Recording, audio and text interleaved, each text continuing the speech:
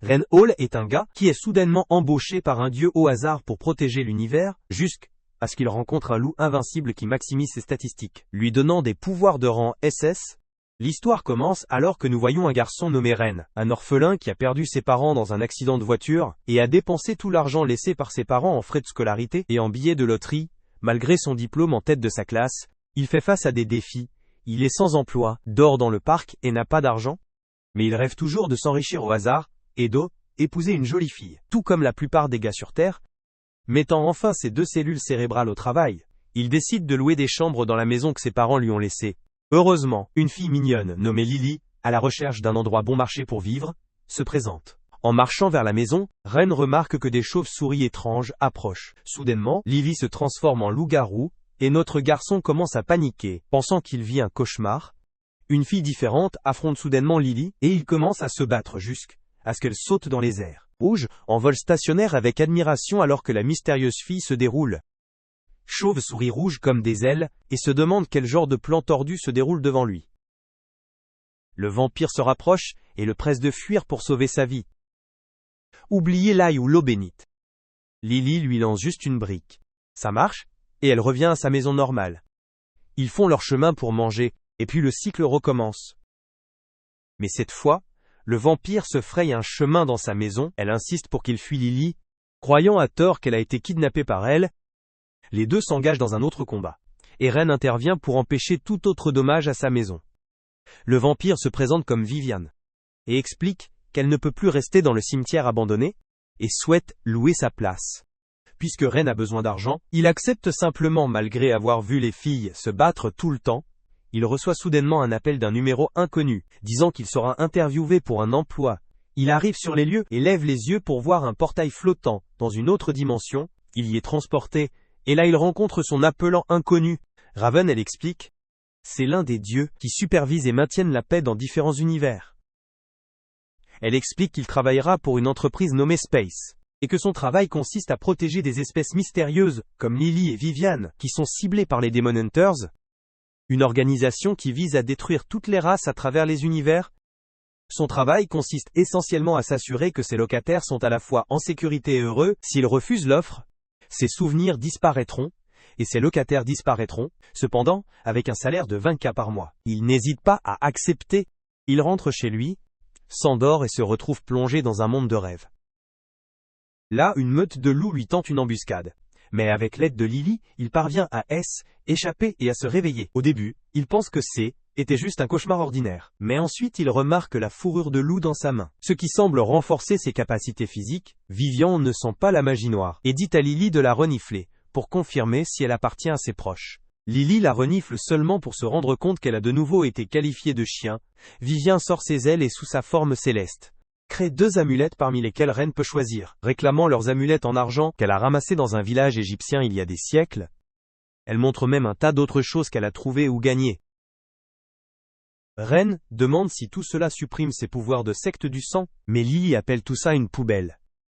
Une fois que Vivian a fini de faire la leçon à Lily, elle se mord le doigt et trace une ligne avec son sang sur la main de Ren. Mais il disparaît, elle essaye à nouveau, et quand cela échoue également elle passe à une méthode directe, qui finit par endormir Lily à la place.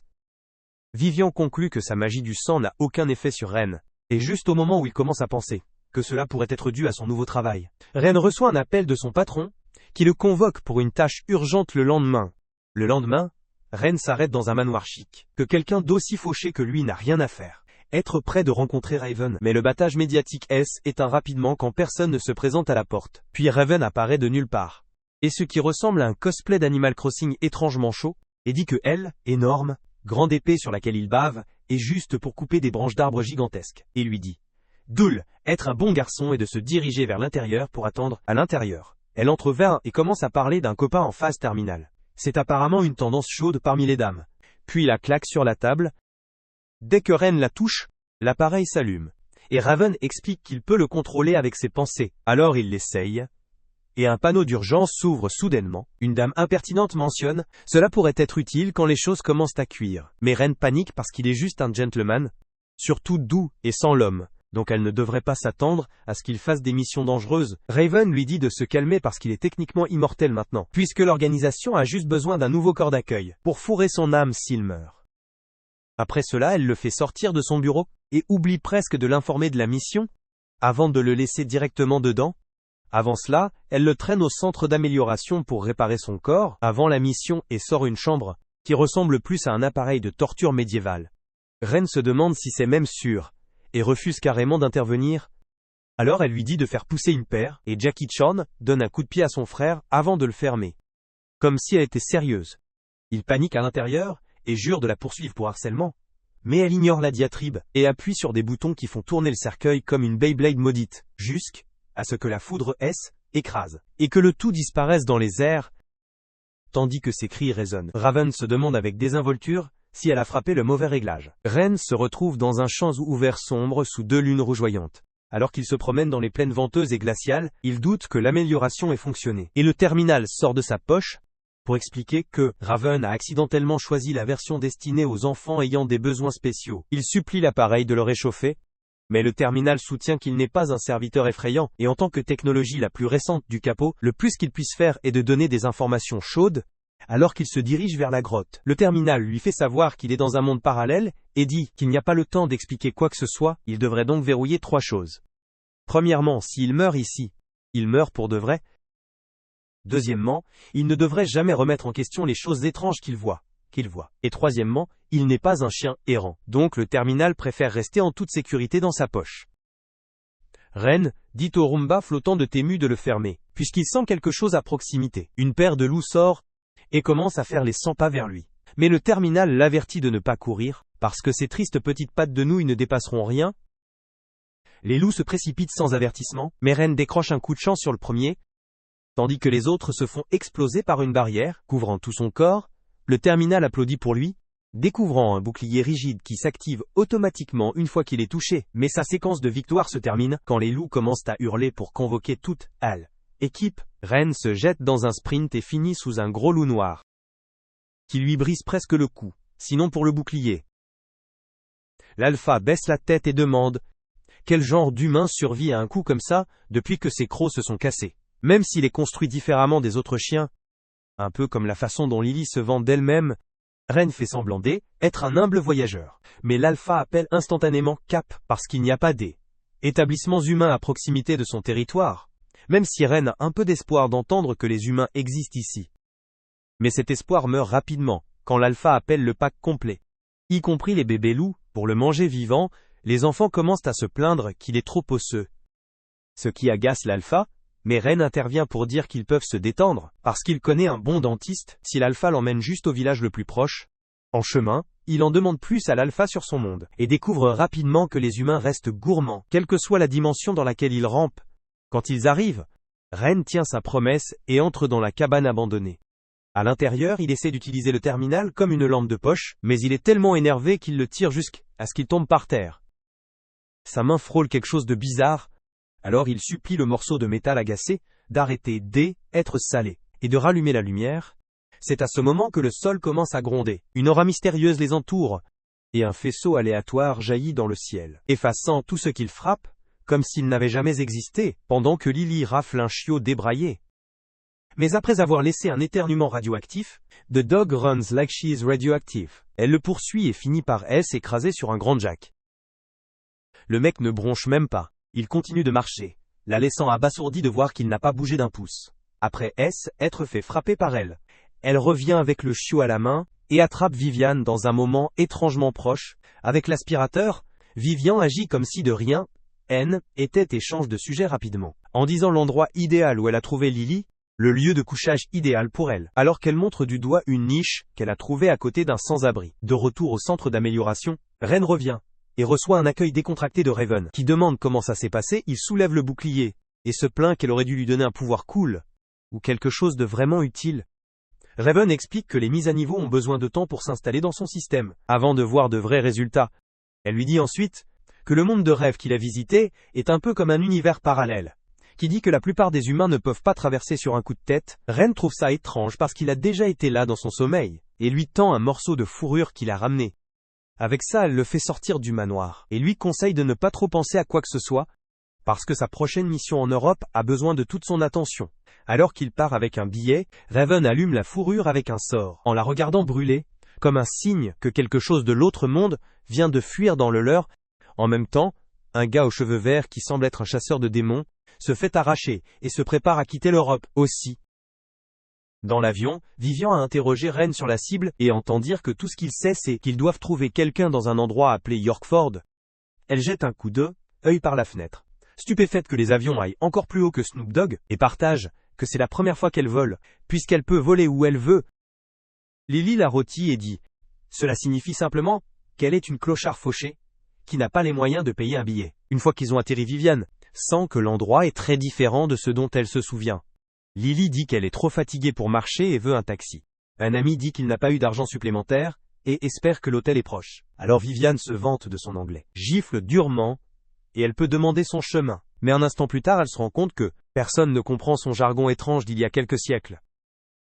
Elle a ensuite une idée à 5 têtes et dit à Lily de renifler la lettre. Et au moment où elle mentionne que l'hôtel a une nourriture de premier ordre, elle, épuisement de Lily, disparaît comme si elle venait de descendre 5 taureaux rouges.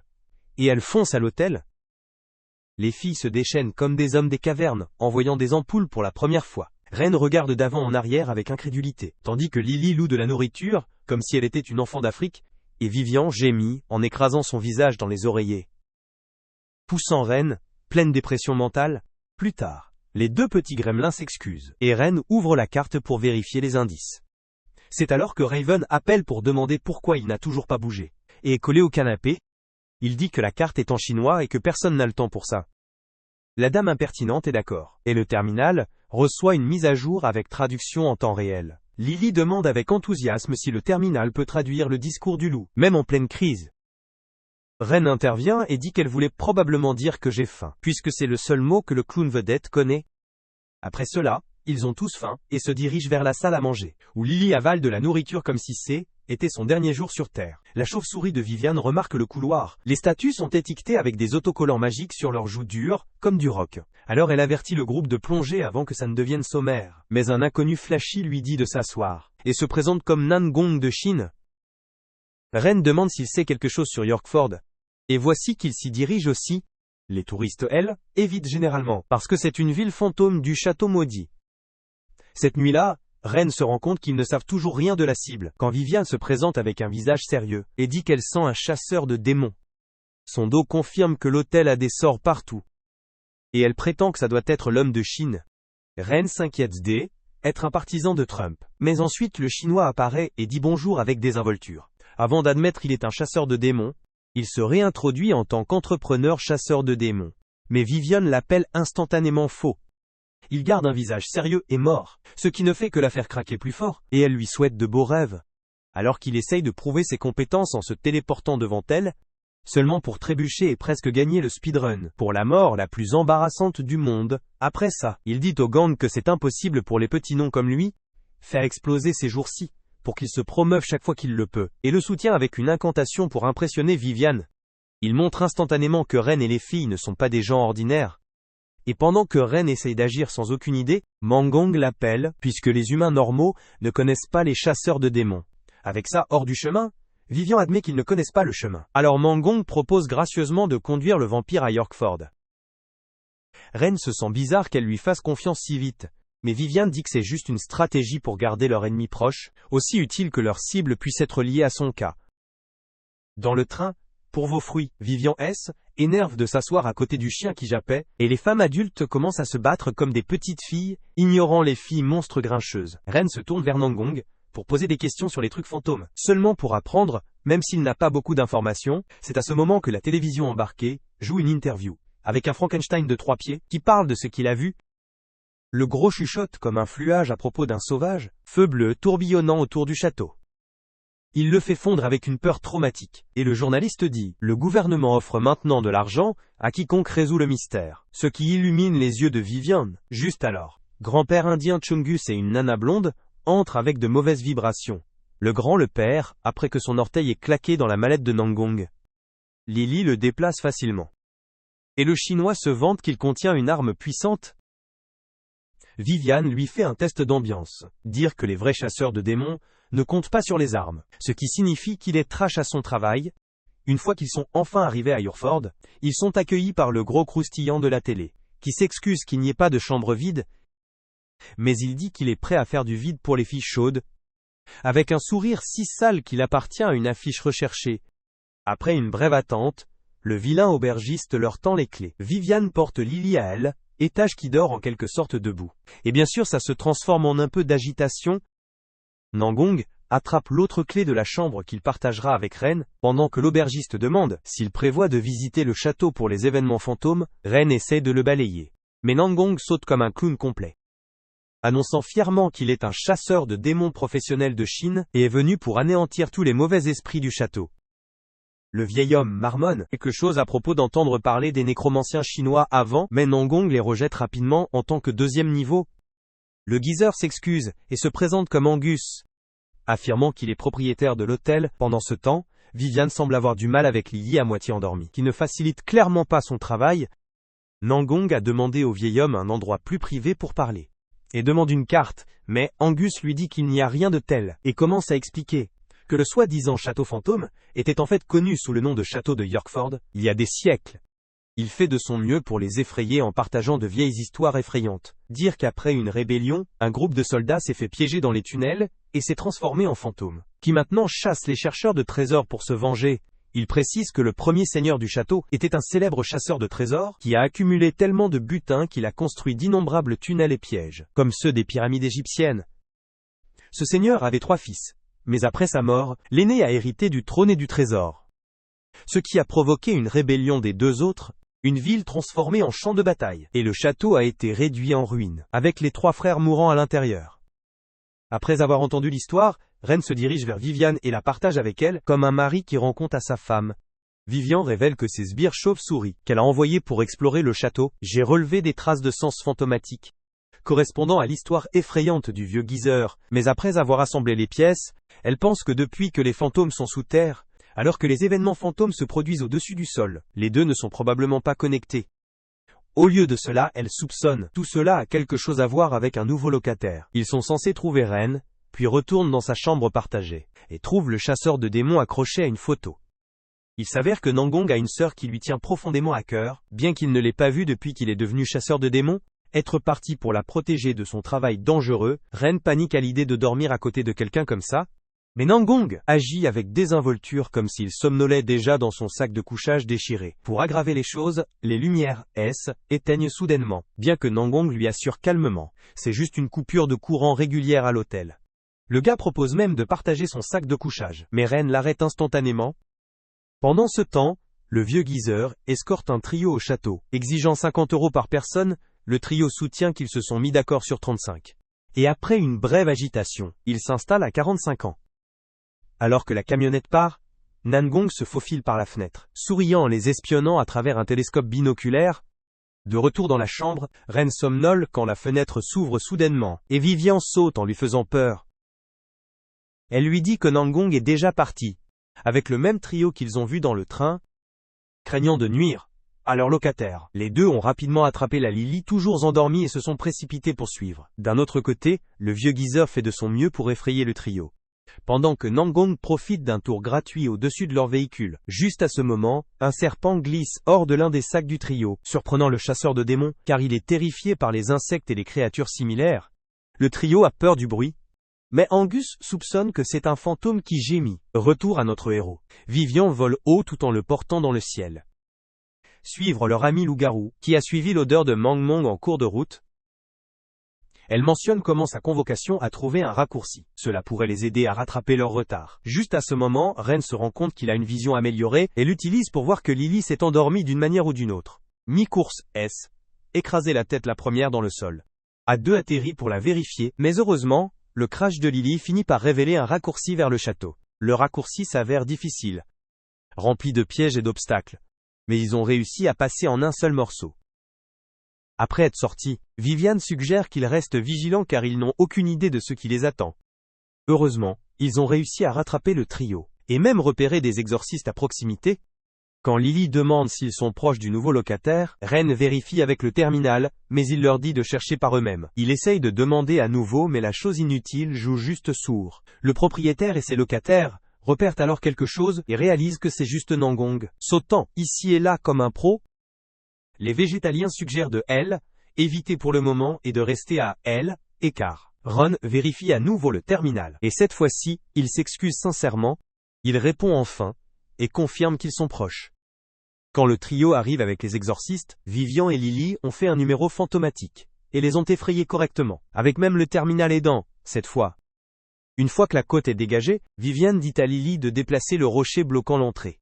Et tout ce qu'il trouve à l'intérieur est un désordre total. Avec l'aide de Vivian, il repère un texte ancien, lequel Ren demande au terminal de traduire.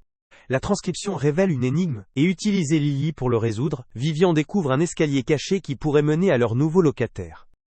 Alors qu'ils se dirigent plus profondément dans le donjon sombre, les escaliers se terminent bientôt, et s'ouvrent sur un massif système de tunnels souterrains qui est beaucoup trop grand, laissant entendre que les rumeurs sur une guerre brutale ici-bas pourraient en fait être vraies de nulle part.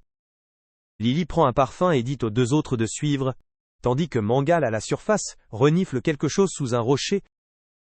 En utilisant sa salle de gravité, il le soulève et trouve un chemin secret dans lequel il plonge, juste avant que le rocher n'utilise sa propre magie de gravité sur lui. Pendant ce temps, les filles s'assoient et se détendent comme si était un putain de pique-nique. Quand Vivian refuse sa collation, Lily appelle sa grand-mère, peur que ses prothèses ne tombent. Mais avant qu'il ne jette les mains, Ren se précipite en disant qu'elles sont toutes les deux des adolescentes chaudes à ses yeux. Juste alors, quelque chose de fragmentaire résonne des tunnels, et il rampe vers lui. Je suppose que c'est peut-être le nouveau locataire. Vivian pense qu'ils sont proches de l'église. Et alors qu'il tourne au coin de la rue, il repère un vieil homme, qui a l'air de boire l'eau du bain de Pac-Man tous les jours. Avant que Lily puisse faire sauter leur couverture avec sa bouche bruyante, Vivian applaudit et utilise ses pouvoirs pour les transformer en figures brumeuses, ce qui les fait ressembler à des fantômes. Pendant que les deux essayent de cuisiner un plan, Lily se faufile sur le gars comme si elle était sur le point de faire de la furtivité. Abattez le fluage et chatouille la vie hors de lui. Suivi par Ren l'intimidant jusqu'à ce que l'homme casse, et admet qu'il veut juste de l'argent pour impressionner sa femme, qui est partie avec les enfants. La brume de Vivian commence à s'estomper. Alors Ghost Ren lui ordonne de disparaître avant qu'il ne se fâche. Une fois que le fluage est parti, Lily montre quelques dessins sur le mur, que Vivian identifie comme d'anciennes runes, avertissant que l'esprit du diabolique Didi y est scellé, et le réveiller alertera les milliers de fantômes qui le gardent. Vivian pose sa main sur le mur, qui brille de façon inquiétante alors que les flèches pleuvent d'en haut. Pendant que Ren protège les filles, Lily franchit une porte sur le côté. En même temps, Mangong rampe dans un tunnel sans fin, quand un rat mignon se présente en face de lui et le surprend si fort, il se fait exploser comme une plante grimpante. Alors qu'ils avancent, Ren observe la zone délabrée, avant de réaliser qu'ils sont au milieu d'un piège à blocs de manuel. Alors le trio appuie contre le mur pour se faufiler, mais la chienne lobotomisée aboie après le rocher qui roule. Comme si était une quête de récupération et finissait par ouvrir une trappe. Vivian se précipite et l'empêche de tourner. Dans une tâche d'éclaboussure, pendant que Mangong atteint enfin le mur de la pièce, il sourit comme un imbécile et croit qu'il peut totalement lire le chinois, et les touche seulement pour être transformé en fromage suisse par une tempête de flèches.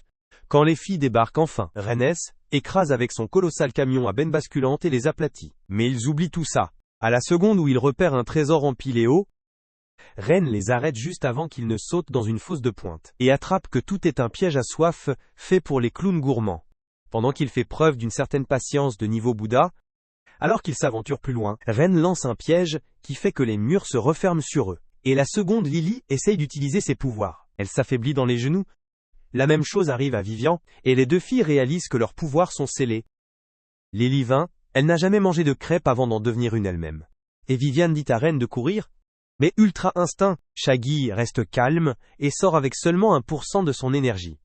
Laissant les filles abasourdies, pendant ce temps, Mangong arrive dans la zone de Boulder, où il fait le mouvement de 5 têtes étreindre le mur. Mais ensuite, le cerveau de Monsieur Smooth remonte la pente, un trésor pensant à temps, seulement pour faire tomber une trappe qui le place dans un immense lac. D'un autre côté, Ren et les filles décident que c'est l'heure de la pause, quand notre gars se mouille presque alors qu'un fantôme apparaît, et puis toute son équipe les poursuit. Lily frappe le premier et attrape son épée dorée, tandis que Vivian scelle le chemin derrière eux alors qu'ils plongent dans la pièce voisine. Lily aperçoit quelque chose gravé dans la lame, et Vivian gèle, après avoir lu que la chose enfermée ici n'est pas un fantôme, mais une pierre magique, qui peut invoquer les démons du purgatoire. Lily demande pourquoi ils ne font pas que casser la chose. Mais Vivian dit que ce n'est pas comme ça que ça marche puisque la pierre est scellée. Si ce sceau se brise, une menace ultra dangereuse pourrait apparaître, et plonge le monde entier dans le chaos. Ren demande alors si la pierre magique se trouve être le géant cristal, brillant, flottant au-dessus d'eux. Pendant ce temps, Nangong semble prêt à faire rage, quitte la vie jusqu'à ce qu'il ressente une vague de magie insensée. Cela lui fait soudainement sentir que sa vie vaut la peine d'être vécue. Ren commence aussi à sombrer dans le désespoir, et supplie le terminal d'appeler son patron pour des renforts. Mais le robot salé dit qu'il préfère le regarder souffrir encore un peu. Pendant que ce désordre se déroule, Nangong se retrouve coincé dans une impasse, et faire ce que n'importe quel génie ferait, décide de le faire exploser. L'explosion élimine l'un des supports en cristal, et déclenche un piège si stupide. Ça fait mal de déchaîner un groupe de chevaliers fantômes directement dans la chambre. Juste au moment où le trio se retrouve acculé par les gardes, les flèches commencent à pleuvoir d'en haut, alors que le soi-disant chasseur de démons professionnel arrive, pour un sauvetage dramatique. Nangong repère les trois, et se demande comment ils ont réussi à y arriver, mais décide que ce n'est pas le moment des questions. Il saute dans les airs comme s'il avait des ailes, seulement pour écraser directement dans le désordre, perdre une dent. Dans le processus, secoué, il réussit une technique flashy pour geler les soldats fantômes, et les sort avec son arbalète. Ren a l'air assez étonné. Vivian appelle ses mouvements rouillés. Mais avant qu'ils puissent reprendre leur souffle, le trio est à nouveau entouré. Vivian leur dit de tenir la ligne. Pendant qu'elle rassemble son aura de secte de sang pour quelque chose de grand, Lily charge les fantômes. Et Ren bloque avec son bouclier pour caler le temps. Alors que Nangong n'a plus de munitions, fini comme un appât fantôme. Alors que les fantômes commencent à se rapprocher du crétin impuissant, Lily lance un énorme rocher, qui assomme pas seulement les fantômes, mais aussi le soi-disant chasseur de démons professionnel, pendant que le champ éclairci. Vivian finit de charger son énergie, et flotte dans les airs avec ses ailes étendues. Avec une dernière rafale, elle déchaîne son mouvement de finition de sexe de sang, et juste quand on a l'impression qu'ils ont gagné, l'explosion puissante se déplace soudainement dans les airs, et est aspirée dans le cristal rubis, brillant, suspendu au-dessus. Le cristal commence à briller, et s'active, ouvrir un chemin dans le ciel. De ce chemin une série de Mickeys ont plu. Pendant que Ren jette son bouclier pour les protéger, des ruines en ruines du château. Du ciel descend un monstre démoniaque. Cela ressemble à un boss final d'une émission de super-héros. Alors que Ren essaye de réveiller Mengang, la bête magma descend et le ramasse dans une griffe. Tout en attrapant involontairement le chasseur de démons avec lui, Ren panique de la hauteur, mais le démon s'envole silencieusement vers un endroit éloigné, et les jets de Vivian et Lily se précipitent.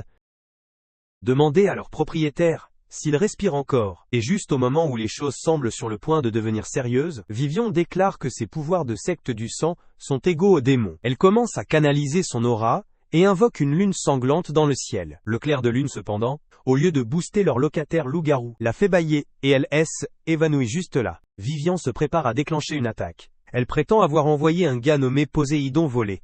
Mais juste avant qu'elle puisse exploser, le démon interrompt tout, en appelant à plusieurs reprises son propriétaire, d'un ton qui rend difficile de dire s'il est sérieux, ou juste ennuyé. La machine inutile se réveille enfin, et annonce, elle, évidence, affirmant avoir trouvé le nouveau locataire. Le démon se présente comme Isaac, pendant que Vivian demande au terminal stupide s'il s'agit d'un problème technique quelconque, mais la machine confirme que le signal vient d'ici. Isaac remercie Mangon de l'avoir réveillé, et essaie de lui rendre l'appareil en le faisant tourner dans ses griffes, seulement pour finir par le jeter au loin. Il se tourne ensuite vers son nouveau propriétaire, et demande un contrat de location. Manifestation végétalienne, mais Lily n'hésite même pas avant d'accepter, et lui serre la main comme s'ils étaient des amis perdus depuis longtemps. Elle donne même un surnom au démon, l'appelant un grand gars qu'il semble aimer. Quand Ren demande au terminal s'ils ont encore besoin de s'inquiéter des fantômes qui hantent le château, Isaac prend le travail lui-même et les efface, puis attaque de météores détruisant tout le château avec eux. De toute chose, le terminal Kakamono, ça dit juste à quel point le nouveau locataire est poli. Vivian essaye de s'opposer à l'acceptation du démon, mais finit par être flatté. Quand Lisa complimente sa magie comme puissante, juste alors, Ren entend des journalistes s'approcher, et commence à paniquer que le démon va devenir viral en ligne. Isaac propose de résoudre ce problème en les faisant exploser avec un autre météore. Mais avant que ce gâchis ne se produise, Ren demande rapidement s'il peut simplement se transformer en humain, à la place. Heureusement, le grand gars se transforme en nain. Mais maintenant, il ressemble à un voyou, arrachant une chaîne à une émission policière. Le lendemain, Ren se dirige vers son patron, et commence tout de suite à se plaindre d'avoir failli mourir. L'endroit où elle l'a envoyé, Raven ne bronche même pas, et pose des questions sur son nouveau locataire.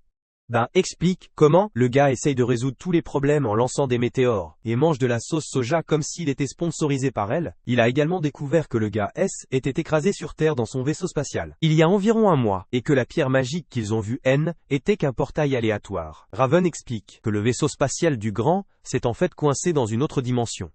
C'est qui la vraie raison pour laquelle elle a envoyé Ren dans cette mission. Quand Ren demande ce que faisait Isaac avant tout ça, Raven lâche joyeusement la bombe, qu'il était un magnat des démons, qui a gâché ses affaires et a fini par se faire arnaquer par son propre peuple. De retour à la maison, le grand parvient d'une manière ou d'une autre à agir de manière décente. Et se dirige même vers une interview, puisqu'il doit payer son loyer. Vivian lance un commentaire sarcastique sur la façon dont même les démons, de nos jours, semblent avoir agi ensemble, seulement pour que Lily riposte, en se moquant d'elle être totalement irresponsable, ce qui déclenche une autre bagarre entre les deux. Plus tard, quand Ren rentre chez lui, il se dirige vers l'entrepôt et le trouve complètement nettoyé. Vivian a vidé toutes les ordures, depuis qu'elle envisage d'en faire sa nouvelle chambre, maintenant que le nouveau grand locataire est arrivé. Elle lui montre ensuite une assiette qu'elle a trouvée pendant le nettoyage, avec un texte étrange, gravé dessus, le soulignant. Elle mentionne que écriture a l'air étrange, et au moment où Ren la voit, il se souvient instantanément qu'elle ressemble exactement à l'assiette qu'il a trouvée dans cette dimension de rêve, celle qu'il pensait avoir perdue, mais qu'il a récupérée plus tard de la lessive. En la revoyant, il espère que le roi loup va bien. Et quand Vivian lui demande ce qu'il pense, il répond qu'il se demande comment retourner dans cet étrange monde de rêve. En regardant de plus près l'assiette, Vivian suggère que ce n'est peut-être pas une coïncidence, et peut-être qu'il a visité ce rêve réel quand il était enfant. Elle commence à lire le texte avec un visage sérieux, mais laisse tomber l'acte juste après avoir dit qu'elle n'en avait rien. Juste à ce moment-là, Son reçoit un coup de fil, et on lui dit qu'Isaac a été attrapé par la police, et Vivian commente que ce N était qu'une question de temps, étant donné qu'il ressemble déjà à une affiche de crime ambulant. Le lendemain, Ren se traîne comme un zombie, vers l'appel de mission soudain de Raven, quand il aperçoit une jolie fille chanter sans parole dans le parc. Blague terminale qu'elle est probablement sans abri, et gagne sa vie dans la rue. Alors que Ren est hypnotisé par sa voix, la fille lui sourit et lui fait signe. Il lui fait signe, mais se souvient qu'il n'a pas d'argent à offrir. Alors elle le regarde éloigner brutalement et se fâche contre le manoir. Ren voit Raven à mi-humeur en lui disant « La cible suivante a été accidentellement transportée sur une planète à repos des années-lumière et maintenant c'est son travail d'aller les chercher ?» Ren dit qu'il a besoin d'une pause après la folie qu'il vient de traverser, mais elle lui dit de se lever.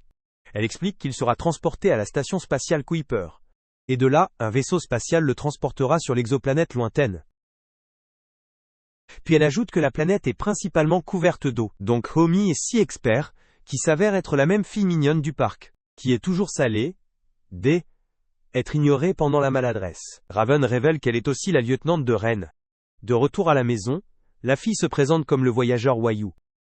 Lily la salue, et Goodman fléchit ses gros biceps noirs tout en laissant tomber avec désinvolture « C'est un diable qui part, allez vous regarder sous le choc ».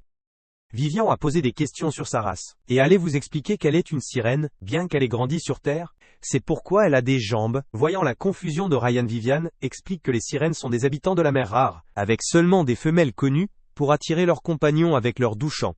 Après la fin du festin de bienvenue, Ren les informe de la nouvelle mission pour trouver le locataire N-5. Et dit que seuls 2 d'entre eux peuvent suivre. Vivian demande où ils vont puisqu'elle connaît chaque centimètre carré de la Terre, mais panique quand Ren dit qu'ils vont dans l'espace. Goodman partage fièrement qu'il a une expérience de l'espace. Lily fait une crise de colère à l'idée de rater, mais soudainement elle a mal au ventre, alors qu'elle mange à peine. Ce qui signifie qu'elle est probablement malade. Alors Ren pense que c'est une mauvaise idée de l'emmener avec elle. Le lendemain matin, Ren se tient sur le balcon pendant que Vivian et Lily font leurs adieux. Avant de dire quoi que ce soit, le terminal les téléporte dans l'espace sans avertissement, et ils atterrissent à l'intérieur de la station spatiale Kuiper, où une jolie dame extraterrestre aux cheveux verts les accueille comme leur guide. Elle explique que la station dispose de zones spécialisées pour le confort des espèces, bien que nous ayons noté que sa station semble aussi vide que son âme. Ignorant son impertinence, le guide demande à Ren de se concentrer, et lui dit qu'il se dirige vers leur vaisseau assigné, qui est dirigé par un équipage extraterrestre. L'idée de rencontrer de vrais extraterrestres l'illumine, et quand notre gang atteint le vaisseau spatial, leur mâchoire tombe à quel point le vaisseau tout droit sorti d'un film de science-fiction SCI est cool. Et les membres de l'aile, équipage extraterrestre, ont aussi l'air assez maladroits. Le terminal leur dit d'arrêter de regarder comme des touristes américains et de monter. Déjà, une fois à l'intérieur, Ren regarde autour de lui, en attendant plus de passagers, mais se rend compte qu'ils sont complètement seuls, sauf pour eux-mêmes. Alors qu'ils écoutent le terminal expliquer la mission, Elon Musk, au fabuleux aux cheveux roi, se présente comme le capitaine du vaisseau, et affirme hardiment que, bien que leur destination se trouve à des années-lumière, sa mâchoire ciselée stimule l'aérodynamisme. Donc ils y arriveront en un jour. Juste après avoir dit que le navire commence à trembler comme un tracteur, au moment où le capitaine Musk donne l'ordre, le navire se lance comme une torpille, charme. Pendant le trajet, le gang passe le temps avec un jeu de cartes, que Goodman domine si fort. Douterez-vous que ce soit sa première fois, accouru par la fenêtre, et se demande pourquoi voyager à la vitesse de la lumière est si lent. Mais ensuite le navire secoue à nouveau, et le capitaine prétend, était le son de son rival qui les dépassait. Il dit qu'il est enfin temps de prouver que sa fusée est plus grosse, et atteint son apogée. Plus rapidement, le terminal traduit rapidement ses jappements et dit « Le capitaine Musk veut battre la compagnie de transport ennemie dans une course », et l'homme ignore complètement Ren en disant qu'il doit s'arrêter en chemin. Le terminal avertit que s'ils ne quittent pas le navire maintenant, ils vont dériver dans l'espace pendant des années avant d'atteindre la cible. Alors que les deux navires se cognent comme leur Beyblade, le trio se précipite vers la navette D, évasion la plus proche. Ren demande au terminal comment le mettre sous tension. Au moment où il le branche, le robot crie qu'il est foutu, parce que le navire ne peut pas se lancer, à moins que la trappe ne s'ouvre. Et seul le capitaine a accès. Ren a l'air coincé, mais Goodman sourit comme s'il avait attendu toute sa vie pour ça. Il dit qu'il a pressé des camions et promet son grand. Les biceps costauds ne le laissent jamais tomber. Il se jette à la trappe et se transforme, poussant comme un monstre jusqu'à ce qu'il s'ouvre. Le terminal lance le navire D, évacuation avec Goodman toujours au sommet, et il plonge directement vers la planète cible, en descendant les pics de température, et le terminal mentionne avec désinvolture que les freins sont cuits. Randall va paniquer, pendant que Goodman se prélasse sur le toit comme si était une journée à la plage. Parce qu'il est clairement construit différemment. Alors qu'il frappe l'atmosphère, les choses commencent à se refroidir mais pas assez, pour les empêcher de écraser. Le rouge regarde l'océan devenir de plus en plus grand, jusqu'à ce que le navire brisé écrase dans les vagues. Et la dernière chose qu'il voit avant de évanouir, est une superbe méchante sirène. Nager droit vers lui. La prochaine chose que Ren sait, il se retrouve à nouveau dans la dimension du rêve. Un terminal explique qu'une sorte d'instabilité spirituelle causée par la noyade l'a attiré ici. Après avoir réalisé que le terminal peut fonctionner dans les deux mondes à la fois, Ren entend un bruit étrange et sort rapidement de la cabine. Repérer le même vieux clan de loups d'avant. Être attaqué et bousculé par un groupe de loups rouges. Juste au moment où les loups sont sur le point d'être touchés. Ren intervient et les sauve en utilisant son bouclier. Le loup aîné dit qu'accepter la pitié ferait honte à la tribu. Mais quand Ren refuse de reculer, le vieil admet qu'il est reconnaissant pour l'aide. Surtout, depuis que perdre ses dents l'a rendu inutile en tant que chef. Certains des autres loups rappellent à Ren le dentiste qu'il a promis, et Ren leur assure qu'il en apportera certainement une la prochaine fois. Il sort ensuite le carreau avec une écriture dessus, et demande au grand s'il peut le reconnaître. L'aîné Wolf dit que ça ressemble à une langue ancienne. Et juste au moment où il est sur le point de laisser tomber quelques connaissances de vieil homme sage, transmis par un mystérieux professeur, qui lui a apparemment aussi appris à lancer un frisbee, Ren se réveille soudainement dans le monde réel. Nous nous tenons à proximité et mentionnons avec désinvolture que le démon était sur le point de lui lancer une boule de foudre, dans l'espoir de le réveiller. Ren panique évidemment, mais le terminal insiste calmement. Tout va bien tant que c'est avec lui. Colin a couru un fainéant sans espoir. Le terminal passe à partager ses découvertes en scannant la planète, disant qu'il y a 2 endroits clés où les restes de l'avion et leur prochain locataire potentiel pourraient être, sans perdre de temps, les 3 se lancent immédiatement dans la planification, ignorant complètement le terminal comme si était juste un bruit de fond. En attendant, de retour chez Ren, les 2 locataires qui ont été laissés pour compte recommencent, se chamailler comme toujours, pendant que 2 louches, des personnages ressemblant à des gangsters, les observent tranquillement depuis un toit à proximité. Discuter de quelque chose qui est apparemment sur le point de commencer. De retour sur l'autre planète à 200 milliards d'années-lumière. Le trio arrive sur le premier site du crash. Après avoir examiné épave massive, Ren remarque que, si cette chose, était écrasée sur Terre, comme était censé le faire, ça aurait fait la une des journaux pendant 6 mois, sans aucun doute voir l'ampleur de la destruction. Allez-vous commencer à vous inquiéter que leur locataire soit déjà mort? Mais Monsieur Démon suggère calmement qu'ils vérifient soigneusement. Avant de faire des suppositions, ils examinent le site de près. Et après avoir démonté ce qui reste de l'avion, la hache conclut qu'il n'y a rien ici. Pas même un cadavre qui ne leur laisse qu'un espoir maintenant. Qui est le 2e site de crash. On dit que celui-là, à la cabine de chargement, est basé sur les scans du terminal. Cela pourrait en fait retenir leur mystérieux locataire. Ren demande pourquoi quelqu'un serait dans une soute, et le terminal explique avec désinvolture que les chances de survie y sont plus élevées, surtout pour quelqu'un d'anormalement fort. Après avoir atteint le deuxième site, où, épave se trouve sous l'eau, Wiyu n'hésite pas une seconde et plonge directement dans la mer, laissant Ren paniquer sur place. Le terminal lâche calmement la bombe, que les restes sont assis à 5000 mètres de profondeur. Juste au moment où Ren commence à se plaindre, Wiyu lui jette ses vêtements. Se transformer en sirène, ce qui le prend au dépourvu quand il laisse échapper qu'elle est une sirène. Elle précise que ce n'est qu'une des nombreuses formes qu'elle peut prendre. Elle ajoute qu'elle ne peut transporter qu'une seule personne, et puisque Ren est celui qui a le titre du poste, il obtient le billet. Le grand aide à accélérer les choses en jetant Ren dans l'eau, comme un bagage. Wiyu l'attrape en plein plongeon. Et au moment où Ren ouvre la bouche, s'attendant à se noyer, il se rend compte qu'il peut réellement respirer, alors qu'elle contrôle l'eau autour d'eux en descendant. Un requin comme une créature s'approche et Wiyu se transforme instantanément en pieuvre pour lui faire peur, mentionnant avec désinvolture à quel point les morsures de requins font vraiment mal. Ren essayant de traiter tout ça, demandait s'il pouvait aussi se transformer en pieuvre, et nous répondons qu'elle peut devenir à peu près n'importe quoi. Avant de le prouver en se transformant en crevette menthe, les crevettes descendent au fond de la mer avec lui. Atteindre épave Ren, allume le terminal pour l'utiliser comme lampe de poche.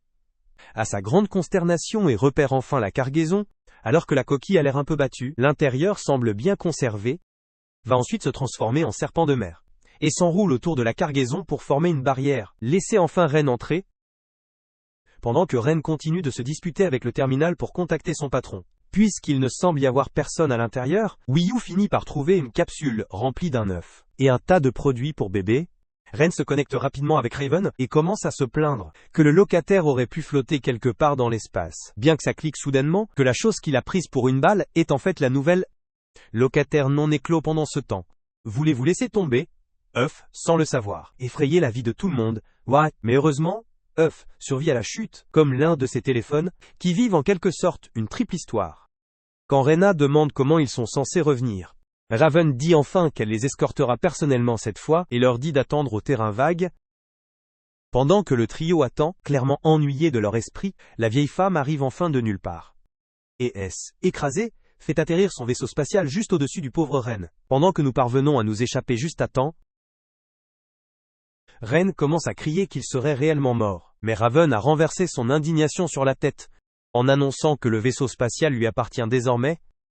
Ren refuse de croire que quelqu'un d'aussi fauché que lui pourrait jamais posséder quelque chose d'aussi cool, mais cette incrédulité ne l'empêche pas de en tomber instantanément amoureux quand il demande comment ça s'appelle. Raven lui dit fièrement qu'elle a été nommée la tortue hybride la plus puissante.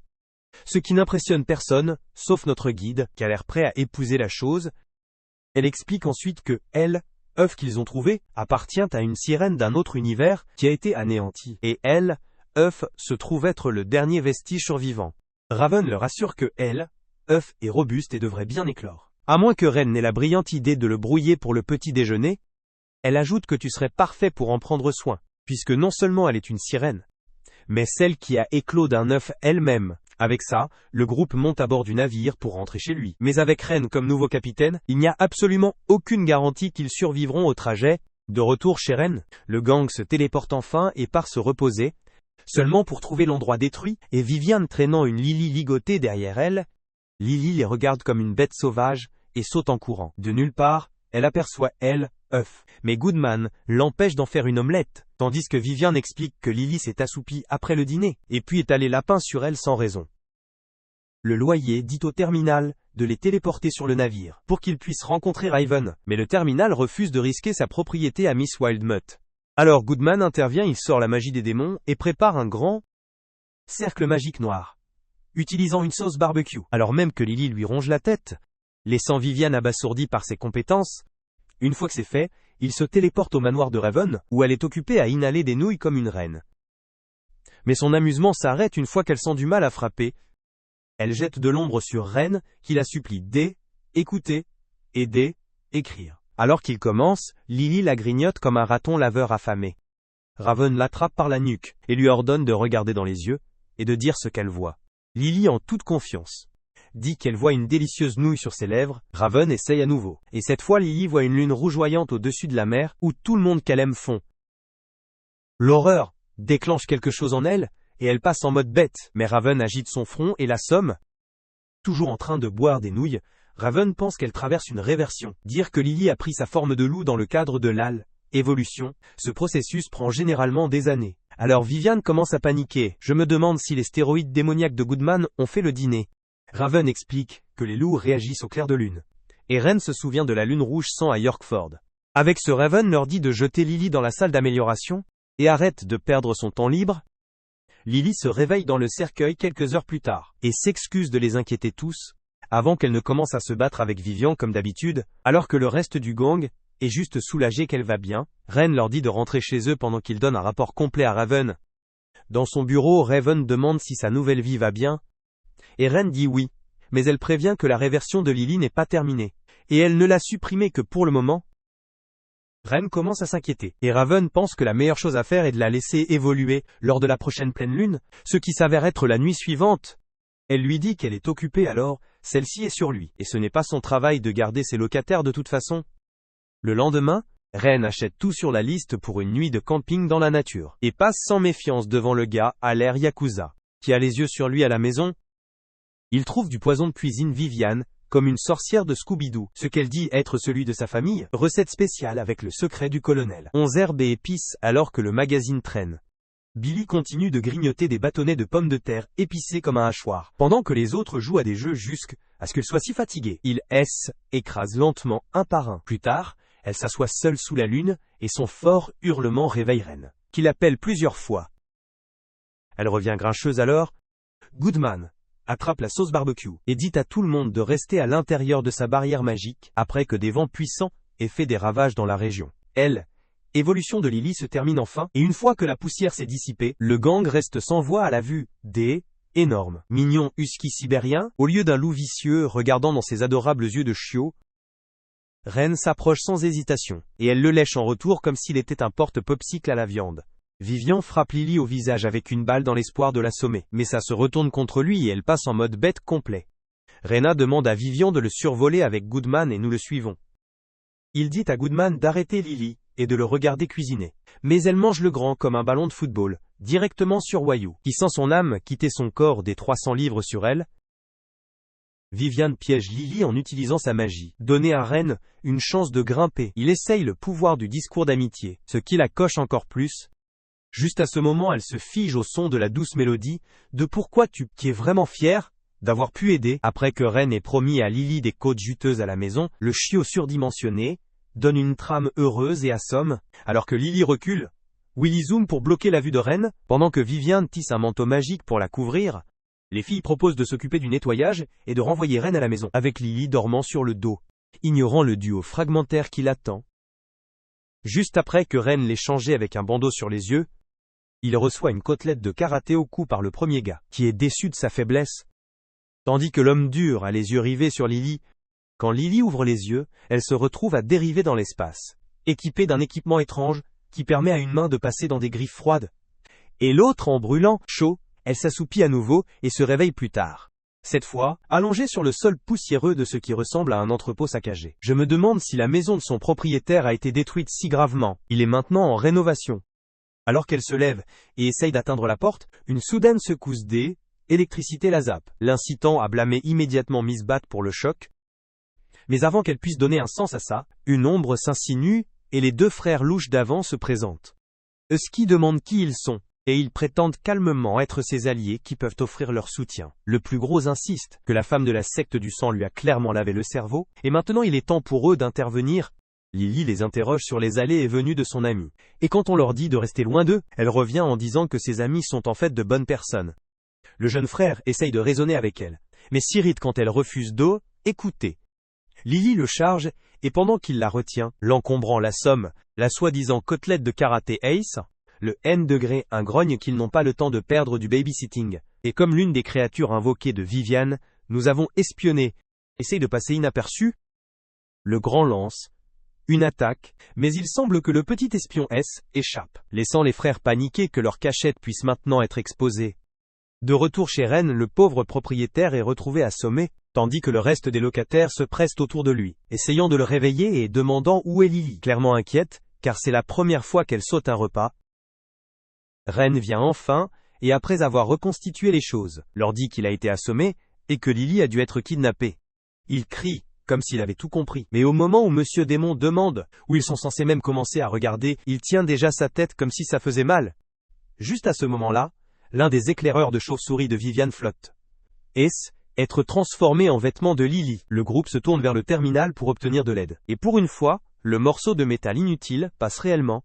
Tracer le signal vers une ancienne aciérie. Kaisax et Viviane reconstituent rapidement. Ren parvient à penser pour une fois, et énumère toutes les aciéries à proximité qu'il connaît. Le groupe décide de se séparer avec notre gars accroché à 6 Flenjal, équipe de Viviane part ainsi qu'En, comme toujours, surtout parce qu'elle est la seule à vouloir porter son poids mort. Pendant ce temps, les deux frères louches sont occupés à comploter quelque chose d'inutile, faire des heures supplémentaires, pour empêcher la fille de la secte du sang de réussir quelque chose, elle n'a même pas l'intention de faire. Ils doublent la sécurité, convaincus qu'ils sont intelligents, et assurez-vous que personne ne peut se faufiler au-delà de ces soi-disant défenses, comme couru. Et la dame de la secte du sang atteigne la cachette présumée. Vivian remarque immédiatement que le brouillard entourant l'endroit, ce n'est pas n'importe quel brouillard mais du brouillard noir, une sorte de magie maudite, avec laquelle elle s'est déjà heurtée, et à première vue c'est particulièrement méchant.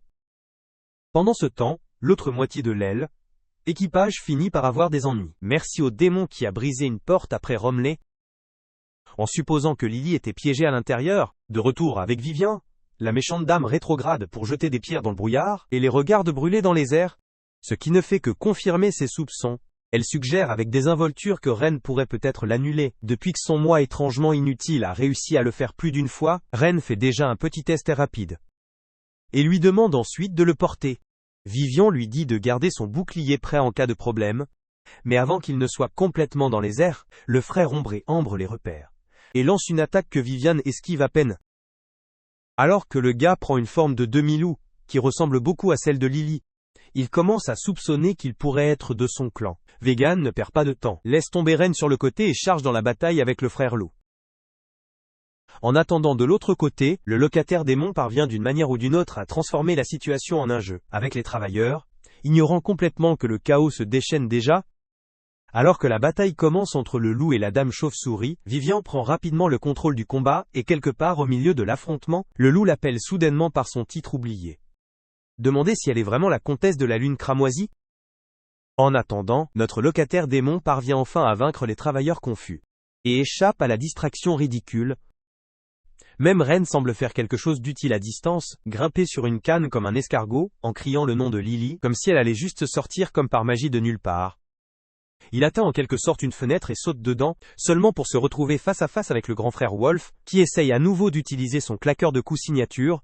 Mais heureusement, le bouclier de Ren s'active, juste à temps pour le sauver d'un autre voyage vers l'inconscience.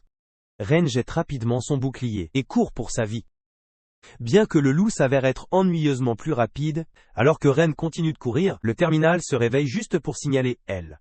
Évidence, que Ren n'a aucune chance sans se battre. Ren revient en disant qu'il n'est qu'un gars ordinaire, mais le terminal insiste, son corps a été suffisamment amélioré pour s'affronter. Après y avoir réfléchi, Ren s'arrête et essaye de se battre, seulement pour être complètement détruit et envoyé voler comme Team Rocket, explosé, en récupérant. Ren se demande comment le gars continue de le trouver, peu importe où il se cache, et Terminal lui rappelle avec désinvolture que les loups ont tendance à avoir un odorat décent. Avant même que Ren ait la chance de se lever correctement, le loup est déjà sur lui à nouveau. Mais cette fois, Ren fait un énorme saut et utilise enfin sa tête pour une fois. Il fait que la pluie perturbe l'odorat du loup, puis abandonne l'idée de se battre, et se concentre sur ce qui compte, qui trouve son locataire affamé. Il localise Lily endormie et la réveille pour lui dire « Tout le monde a paniqué pour elle ». Mais tout ce qu'elle fait, c'est se plaindre d'avoir faim et exiger de la nourriture, comme si de rien était. Ren lui demande de rentrer à la maison avec lui, et essaie de la faire fuir. Mais le loup apparaît une fois de plus. Ren demande directement si le gars est un kidnappeur à temps partiel maintenant, seulement pour que le loup prétende que la fille est à lui. La compagne Lily le nie catégoriquement, ce que le loup attribue à son lavage de cerveau par un vampire. Juste à ce moment-là, Viviane fait irruption et frappe Evan, le plus jeune loup l'assommant. Le grand se précipite pour le surveiller, et Viviane rejoint enfin le groupe. Quand le vieux loup se met en colère, Evan lui dit de ne pas la combattre puisqu'elle est comtesse, avant que les poings ne recommencent à voler. Ren agit en fait comme l'adulte dans la pièce, et leur demande de s'asseoir, et de parler. Lors d'une petite réunion de groupe, Ren explique que Lily n'est que sa locataire et rien de plus. Mais le loup a du mal à croire que quelqu'un de son espèce pourrait coexister pacifiquement avec la secte du sang. Tout en se disputant, le frère loup laisse échapper qu'une vieille prophétie approche, où les parias retrouveront enfin toute leur force. Juste au moment où les choses commencent à se calmer, un autre groupe non invité arrive, et ce n'est autre que les chasseurs de démons. Les frères Wolf se transforment instantanément, semblant prêts à jeter les mains, avant d'être surpris et attaqués par derrière, tandis que l'homme, qui ressemble à Giovanni sans aura les distrait. Quand Ren essaye de le frapper avec Tokamak-jutsu, le vieil homme lui dit de ne pas le prendre personnellement, et fait signe à ses troupes d'emménager. Ren protège les loups, jusqu'à ce que leurs munitions soient sèches, et l'équipe fait une course pour ça. Les boulons pleuvent à nouveau, mais cette fois, Vivian et Lily nettoient la maison pendant que Ren mange le terminal. Comme un flashbang sans consentement. Alors que l'escouade ennemie se bouscule, Vivian joue avec la pomme de terre sans poil comme un jouet, pendant que Lily intimide l'autre chasseur plus qu'un joueur de la ligue, à 3 heures du matin en attendant. Ren pense enfin qu'il est en sécurité quand plus de vieillards s'approchent, seulement pour que les Wolf Bros interviennent. Un méchant aux cheveux roux se présente et revendique Ren comme sa proie. Elle attaque sans se retenir, choquée qu'une personne souffrant de malnutrition frappe si fort, pourtant, elle le pousse avec ses cartouches explosives. Et contrer son attaque, comme si elle était revue de Black Lagoon, en sautant et en lui tirant dans les airs, mais Ren s'en sort, et l'abat avec une force brutale de froid. Gravité dure de l'autre côté. Les Wolf Bros sont maîtrisés, quand Evan prend un coup directement au vito, son frère le perd et déchire presque le tireur. Avant que Giovanni ne lui enfonce un poignard dans l'épaule, qui gèle la moitié de son corps. L'homme dit que c'est dommage de sous les lèvres d'un si jeune, et propose de épargner si le frère aîné abandonne leur objectif. Juste comme il est d'accord, Ren écrase comme le boss final, suivi de Lily, qui réveille ses nouveaux pouvoirs à la vue d'Evan saignant. Avec un mélange de feu et de glace, elle invoque des ouragans bien plus grands que ceux qui ont frappé l'Amérique, et les mettre tous en sécurité. Plus tard, ils se regroupent dans la forêt. Le grand frère admet que ses mouvements audacieux ont conduit les chasseurs jusqu'à eux. Lily et Goodman arrivent peu après. Vas-tu vérifier les blessures de même et dire qu'elle peut le réparer facilement, et sans meilleure option? Le grand frère accepte avec hésitation, pendant qu'elle guérit même s'ils font des présentations, et Ren dit à tout le monde que les gens qui ont kidnappé Lily ont été envoyés par son propre clan. L'impressionne beaucoup sur la raison derrière cela, et l'homme explique qu'ils ne font que suivre la prophétie de la sirène, qui dit « Les parias vont bientôt se lever et dominer l'humanité une fois pour toutes.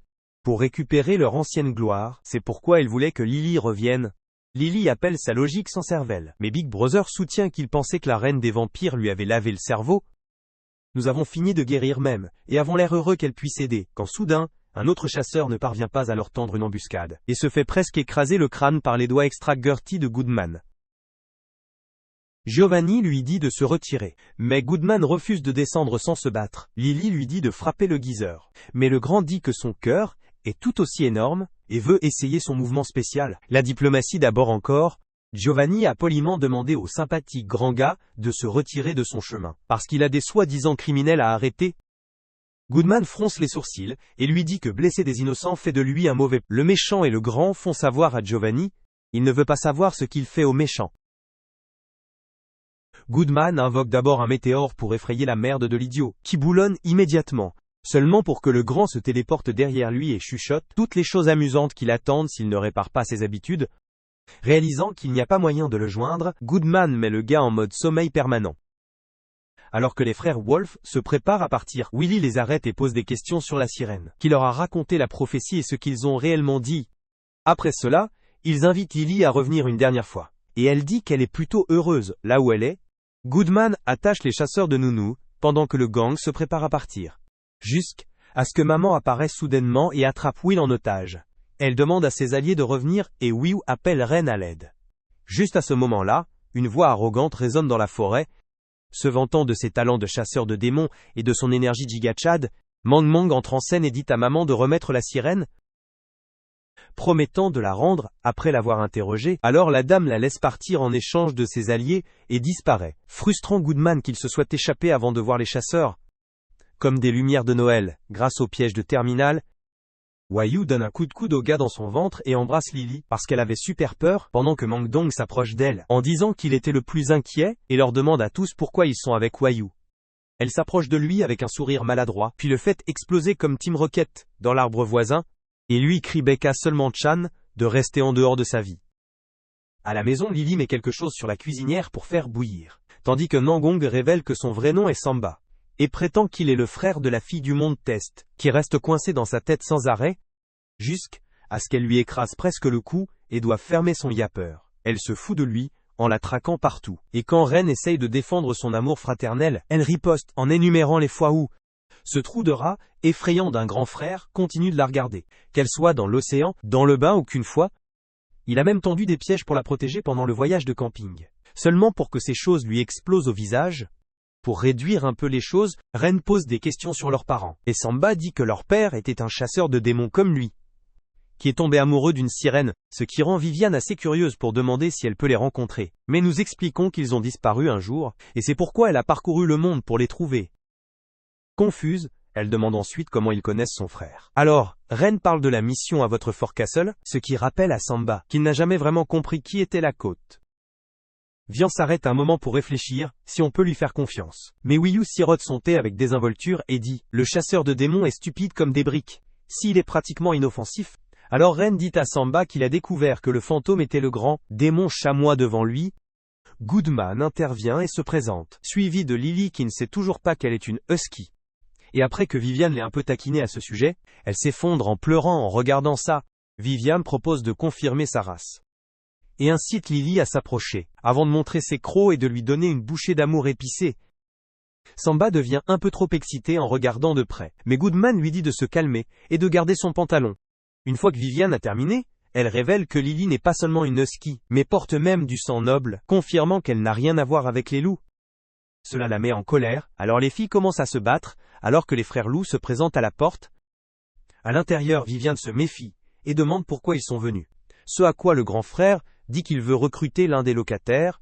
Les choses se compliquent rapidement, car tout le monde ignore quand, et le chaos éclate. Alors, le grand frère pense qu'il n'a pas le choix, et claque une brique d'or sur la table pour soudoyer la princesse vampire. Et ça marche comme un charme. Lily affirme avec suffisance que son cœur ne tombe pas dans une telle poubelle matérielle, en faisant sortir Vivian juste au moment où la maison s'assombrit soudainement. Au début, il pense que c'est une attaque, mais Lily souligne que le poêle est éteint. Alors Ren vérifie avec le terminal son solde bancaire, et il répond qu'il est aussi vide que son cerveau inexistant. Il essaye de comprendre où est passé tout ce salaire. Quand Lily se souvient qu'elle a demandé à Vivian d'encaisser son chèque, et Vivian se souvient vaguement avoir été confuse, et l'avoir jeté à la poubelle, les frères Wolf rient, tandis que Ren est déprimé et se tourne vers chaque locataire, mendier de l'argent, pour apprendre qu'ils sont tous aussi fauchés que lui. Alors il abandonne et s'enferme dans sa chambre. Le lendemain, il se réveille et découvre que toute la maison est vide, et que les factures sont toujours impayées. Alors il sort le terminal et lui demande de le téléporter à Raven. Pendant ce temps, un client entre dans un café pour chiens, où une jolie femme de chambre, qui s'avère être Lily, l'accueille avec un sourire précieux. En même temps que nous étions dans le parc, pour joindre les deux bouts. Quand elle s'inquiète pour son frère, dont on ne sait pas où il se trouve, s'avère qu'il est au fond des montagnes enneigées, en randonnée jusqu'à l'endroit où il a enterré son héritage il y a 10 ans, seulement pour glisser et tomber comme Humpty Dumpty. Pendant ce temps, Ren demande de l'argent à Raven, ce qui la rend vraiment salée, mais elle accepte de l'aider juste cette fois, puisqu'il a fait son poids récemment. Après cela, il rapporte que les assiettes qu'il a trouvées dans le monde des rêves ont la prophétie gravée sur elles. Raven lui dit que cela aurait dû être évident, puisque le monde des rêves regorge de parias, et c'est de là qu'ils viennent. Et elle est vraiment choquée de voir à quel point il a été désemparé toute la nuit. Ren se téléporte chez lui, et reçoit un dîner surprise des locataires, qui ont broyé toute la journée pour payer les factures. Il les remercie, et Lily le surprend avec un gâteau qu'elle a préparé au café. Les voyant s'entendre si bien, les frères Wolf décident enfin d'arrêter d'essayer de reprendre Lily. Le réalisateur Dinner Ren parle à tout le monde de sa mission, d'explorer le monde des rêves, pour en savoir plus sur la prophétie, ce qui donne à Will l'espoir de peut-être retrouver sa mère. Lily lui demande la permission de suivre, et devient dingue quand il dit oui. Suivi de Viviane, qui veut enquêter sur ses souvenirs perdus, et de Goodman, qui est à la fois excité de voir ce qui se passe dans l'univers. Soudainement, il se souvient que cela fait longtemps qu'il n'a pas vu le 5e locataire, et nous nous souvenons qu'elle a mis œuf dans évier de la cuisine, ignorant complètement ce que le rocher cuit. Lily attend avec enthousiasme que œuf finisse de cuire, alors que les autres entrent et lui demandent ce qu'elle fait. Le chien autiste soulève innocemment le couvercle et révèle œuf, laissant tout le monde sous le choc. alors qu'il les regarde innocemment avec ses yeux de chiot, œuf, s'ouvre soudainement, mais c'est là que cette vidéo se termine. N'oubliez pas d'aimer et de vous abonner à la chaîne. Merci d'avoir regardé, et je vous verrai la prochaine fois.